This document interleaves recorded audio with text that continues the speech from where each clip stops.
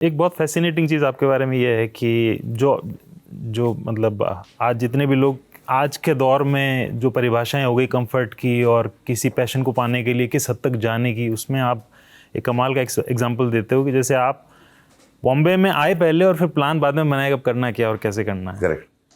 और फिर आपको फिल्म बनानी नहीं आती थी, आपको भी नहीं पता तो होती क्या है फिल्म, कैसे क्या करना है, कौन किसको जानते नहीं, बात नहीं।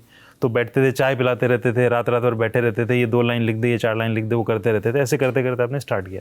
बहुत फैसिनेटिंग चीज़ है, तो हम विस्तार में ना जाएं, लेकिन एटलीस्ट ये आप ज़रूर बताएं कि ये वो क्या गट फीलिंग थी कि यार मैं बॉम्बे चला जाता हूँ। वो बहुत सिंपल था। जिस दिन अंदर आ गया कि यार यही करना है, सिनेमा बनाना है,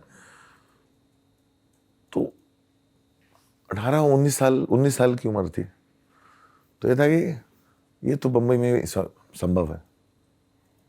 हमें नहीं मालूम था इतनी इंडस्ट्रीज होती हैं, मुझे नहीं मालूम कि हर भाषा की एक अलग इंडस्ट्री है। उस समय तो इतना ही मालूम था कि अगर फिल्म बनाना है तो बम्बई में ही संभव है, तो चलो बम्बई चलते हैं। बम्बई चल के फिर ढूंढना चालू किया, कहाँ जाऊँ, कैसे जाऊँ, क्या करूँ। अंदर घुसना था। अंदर घुसने के लिए कुछ भी करना मंजूर था, जानना था। चाहे मैं घोस्ट राइटिंग कर रहा था, चाहे पृथ्वी थिएटर पे काम कर रहा था, चाहे भट्ट साहब की किताबें लेके घूम रहा था उनके पीछे पीछे। होता ना एक चोर की तरह कोने में खड़ो के हर चीज़ को देखना, ऑब्जर्व करना। बैक स्टेज करना मंजूर था, चाय बनाना मंजूर था, सामान उठाना मंजूर था। बस मैं हिस्सा बनना चाहता था और उसमें अपना रास्ता ढूंढ रहा था।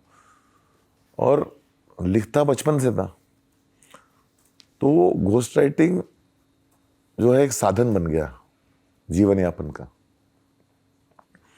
और घोस्ट राइटिंग प्रैक्टिस भी हो गई, दूसरों के नाम पे लिखते लिखते कि लिखा कैसे जाता है, गलतियां कैसे जाते हैं। स्क्रिप्ट लिखने का तरीका कुछ और होता है, क्योंकि सीन लिखना आता था, स्क्रिप्ट लिखनी नहीं आती थी। सीन लिखना आता था, लेकिन सीन नेवर एंडिंग लिखता था। तो जितना चाहो लोगों के बीच में बातें चलने लिखते जाता था। वो किसी को रोकना पड़ता था, भाई बस बहुत हो गया, इतना ऐसा ही चाहिए। हाँ, फिर उसका सार निकालना, उसको छोटा करना। पहले सीन लिखना, कंस्ट्रक्ट करना सीखा। और घोस्ट राइटिंग का एडवांटेज वही होता है, फिर जब पूरी स्क्रिप्ट बनती थी तो उससे समझ में आया था जिसकी ये स्क्रिप्ट होती है। फिर पता चला किताब, एक दुकान है बांद्रा में, वहाँ पे फिल्म स्क्रिप्ट बिकती हैं। फेवर एंड फेवर में इंग्लिश की स्क्रिप्ट छपती थी। तो जो कई फिल्में मैंने पढ़ी पहले, देखी बाद में, जैसे सिटीजन केन।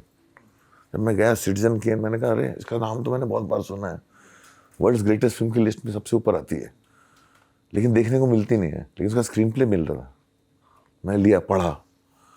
अब आप जब पढ़ते हो तो आपकी इमेजिनेशन आपको वहाँ ले जाती है कि किस तरह से बनी होगी सिटीजन, किस तरह की फिल्म दिख रही होगी पर्दे पे सिटीजन केन।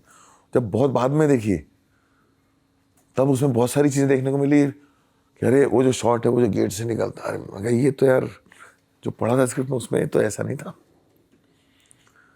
तो ये जो चीज़ें हैं, ये जो पूरा प्रोसेस था हमारा उस समय, कि पढ़ा पहले देखा बाद में, शोले सुनी पहले देखी बाद में, विविध भारती पे फिल्में सुनते पहले थे, देखते थे बाद में, फिल्म के पोस्टर काट काट के रखता था बचपन में।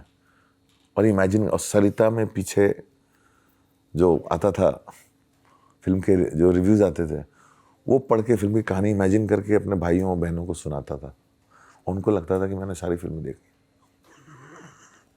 तो ना ये सारी चीज़ें जो है लाइफ में प्रैक्टिस हो जाती है।